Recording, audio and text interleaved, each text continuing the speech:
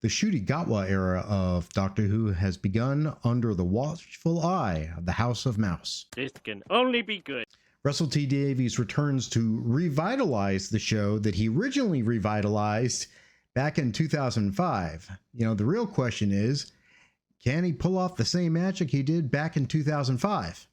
Well, that's the real trick, isn't it? RTD has already stated that the stories will feature heavily progressive messaging, supposedly while somehow still telling good stories. I'm not certain that he's going to be telling good stories, but obviously we know what RTD thinks is most important.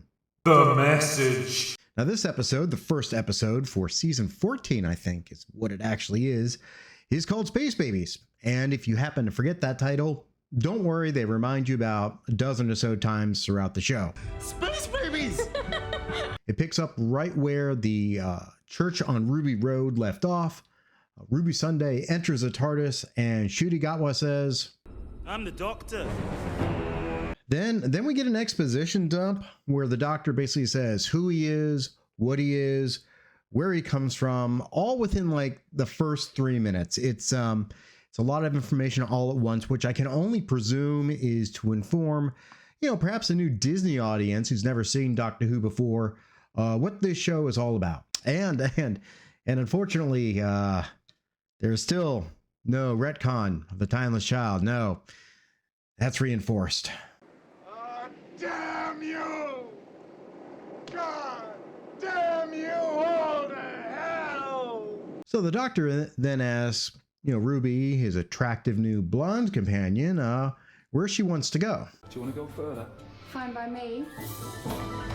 That's not right. Hold on, let me get the right clip. Give me a number, give me a year. 2, 2, 1, 5, 5. Oh, 6. After a quick trip back to prehistoric times, we're off to the future and a space station. Shuttles 5 and 6 now docking. Oh, shoot, that's the wrong clip again. Damn it.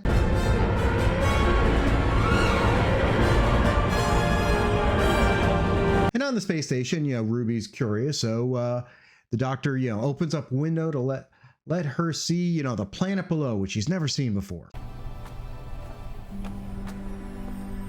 What is going? This is weird, isn't it? That's not right.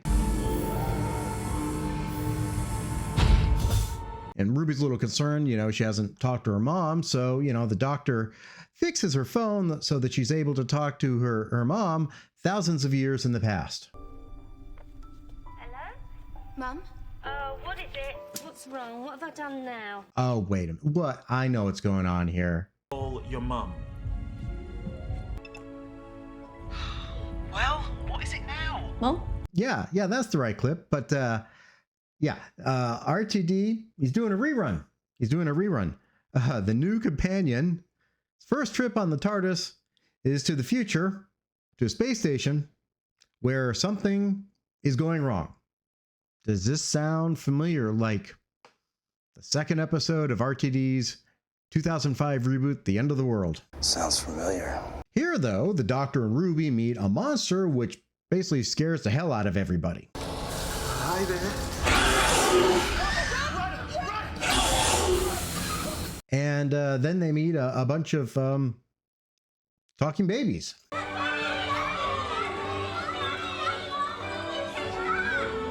Yeah, it turns out this space station is actually a baby making farm, and it's now being run by these talking babies. Space baby. It's basically like that old movie Baby Geniuses, but the voice syncing is actually kind of worse. There's also a robotic AI nanny on an intercom that helps the baby survive. I don't know how the babies survive. It sounds like they're stuck in like toddler form. So I have no idea how they're able to do all this stuff, how they're able to pull all these things and even draw all these silly drawings on the wall. Basically, we learned that the space station, the baby farm, was abandoned by the planetary government below due to an economic recession, but they didn't turn the baby farm off because they're basically pro-life, and they didn't take care of the babies. The message. Yeah, real subtle messaging there. Clearly an abortion metaphor, analogy of some sort. reproductive rights, whatever your side prefers to call it. Regardless, Dr. Ruby eventually go on to save the baby. So isn't that more pro-life? Anyway, the babies. They're excited that the adults have come there. They thank mommy and daddy at first. Doctor and Ruby, sure, they're not their mommy and daddy, but they're also worried they've been doing a bad job. And the captain, who, not shockingly, is a little black girl. Careful, we've seen what happens to little black girls in Doctor Who. Tech Tayun had a choice to make: abandon or save the child. Well, anyway, this little Captain Poppy, gets some very nice reassurance from Dr. Ncuti. Nobody grows up wrong. You are what you are, and that is magnificent. Fine just as you are, kind of like you're born perfectly right. I think that kind of goes against another message we've been hearing a lot of from our progressive friends. But we also learned that the babies, Space babies! are scared of that monster down below, the bogeyman. They call him the bogeyman. We also learned that the robot nanny is actually a woman who was on the station, baby farm station before, who was an accountant and stayed behind to take care of the babies. Space babies! Ah. See, she didn't want the babies to die, but unfortunately, the baby farm's running out of food and air, and she just can't leave them. But it's up to Doctor and Ruby to save the babies. Again, kind of against that first progressive message we talked about. While all this is going on, one of the babies decides to go confront the bogeyman. I love Ruby. She said there's no such thing as the bogeyman. So I'm going to find the naughty doggo and tell him off. Dr. and Ruby, of course, come to the rescue, but end up getting in trouble themselves.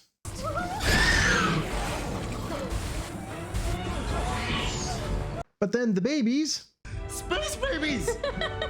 they come to the rescue with a flamethrower, and they save the day. Babies to the rescue! Again, I don't know how the babies are managing this complex series of movements when literally they're like this big and they're stuck in strollers, and there's not that many. It's not a robot stroller. It's not like a mech. It's just a stroller with a couple pulleys and whatever. I guess we're not concerned about things making sense anymore. Anyway, babies are safe, taken away from the monster level. And Ruby points out that this all very much seems like a children's fairy tale, children's story. You have babies, you have a nanny, you have a bogeyman. Well, it turns out that's kind of true, because the baby farm computer decided to create a monster, which is it's made out of the boogers from the babies.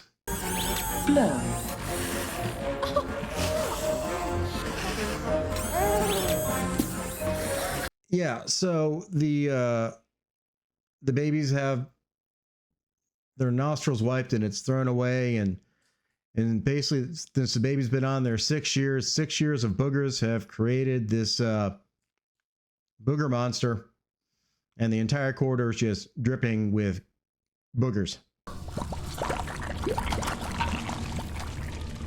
Oh my god. Oh, this is disgusting. It's RTD is known for kind of crass, crappy humor. So this is fitting. The Doctor eventually realizes that the bogeyman is a unique being like himself. I don't know how it figures that. I don't see any signs of sentience in the being. It's literally just a walking pile of booger. But the nanny AI, real person, Jocelyn, decides she's going to save the babies by getting rid of the monster, and decides, I'm going to inject that thing into space.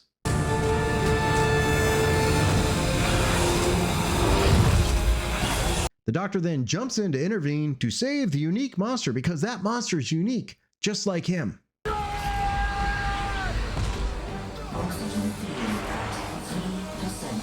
So the Doctor saved the monster, and all the babies are happy. Your favorite monster is fine. I don't get why the babies are suddenly happy. They were scared of the boogeyman. Now they're happy. I guess they're all friends, whatever. In the end, the doctor figures out a way to send the babies and the bogeyman to a planet which accepts all refugees that shows up on their shores. I understood that reference. And the baby farm, well, how does this space station baby farm travel there? Well, you see, there's a bunch of poop down below. So the doctor sort of releases the poop, and I guess it's a shark-powered space station. Oh, set sail for your new home, baby world. Poop jokes, fart jokes, booger jokes. I imagine the Slovene will be back anytime soon. Dr. Ruby leave. They go back to Ruby's mom's house. And we see the doctor has begun secretly investigating who and what Ruby is, because there's been signs throughout this whole episode that there's something different about her. Yeah, the girl that's the key to everything again. Another impossible girl. I'm Clara Oswald. I'm the impossible girl. I was born to save the doctor. Overall, this episode was very derivative of RTD's, episode End of the World from his first season. But it actually felt more juvenile to me. Maybe that's Disney's influence. Doctor Who, of course, was always meant for kids, but I never thought it treated kids as stupid. Doctor Who was smartly written. It could connect with kids and adults. This seemed very basic, like story elements were being spoon-fed to an audience who I guess they thought couldn't understand. I think the example that stood out for me is, how the doctor explained who he was. In this episode, he comes right out in his exposition dump. I'm an orphan. I'm a Time Lord. My planet was destroyed. Genocide, blah, blah, blah. In the End of the World, where Eccleston plays the Doctor, the Ninth Doctor, he doesn't reveal that to the end. And the way he reveals it is not with this, ebullience that the Ncuti does. There's a solemnity. My planet's gone. It's dead. I'm a Time Lord. I'm the last of the Time Lords. There's a seriousness to the Ninth Doctor's tone. How he talks about how his planet was destroyed, how he says his people are gone, how he says he's the last of the Time Lords. I think that's the real difference between Ncuti Doctor and the prior Doctors. Ncuti lacks gravitas. What is it that Nerdrotic says? I wrote it down. There it is. He doesn't have the 1,000-yard stare the Doctor should have. I mean, this is a Doctor who's been from the beginning of time to the end of time. He's fought off all sorts of aliens and creatures. He's seen planets be born and die. He's had thousands of adventures throughout his life. And the Doctors who play him, they reflect that. I don't think Ncuti has that. I've seen some people say that basically Ncuti Gatwa was playing like the version of his openly gay character from Sex Education. And, I'm not saying the Doctor can't be, a little wacky or eccentric. That's always the Doctor's nature. And stay out! Fish fingers and custard. Yeah, fish fingers and custard. Yeah, but at the end, when Matt Smith shows up, you believe he's the Doctor. Hello. I'm the Doctor. Basically, run. When he stands on the Pandorica, yelling at all the other alien spaceships in the air, you believe he's the Doctor, and they believe he's the Doctor. That's the gravitas that those Doctors have had, and that's not what I'm seeing with Ncuti Gatwa. Because I am absolutely lovely, aren't I? As for Ruby, she's filling the role of a companion. Basically, she's reminding me of Rose a good bit, but she's a little too savvy, a little too nonplussed by her situation. I don't know if it's because she's Gen Z, has that Zoomer attitude, but the way she interacts with what's happening to her doesn't seem very realistic. I don't get a sense of wonder. I don't get a sense of fright from her. And I really think that's the companion's purpose, to serve as a surrogate for the audience, to experience things through her. That's why the companion is there. I don't get that with her. So, does this story show that RTD is returning to form? That the show is being revitalized? I don't think so. He's relying on old tropes, and he's forgetting what made them enjoyable, entertaining, and good storytelling when he first did them. So I don't think this is a good start. Thankfully, this season is only 8 episodes long. So, there may be a lot of pain, but thankfully it'll be short-lived. Questions, comments, witticisms down below. Click like, click subscribe. Those good buttons. See you guys later.